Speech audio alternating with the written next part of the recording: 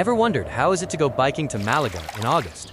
I had the same question, and I did some research online but couldn't find much. My tips: start early.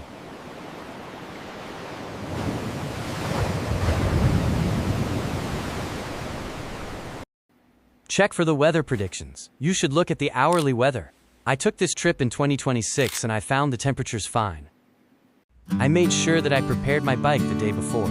Water bottle, electrolytes, helmets, glasses, etc. On this day I was late to get out, and yet I found the experience quite good. There were other riders on the road, and it wasn't too busy. The drivers are quite respectful of the bikers.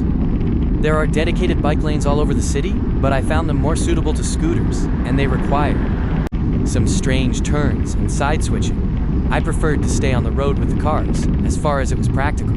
Sometimes the roads are marked to be shared with the bikers. That was great. So go ahead and enjoy the city biking if August is what you have to get there. Cheers.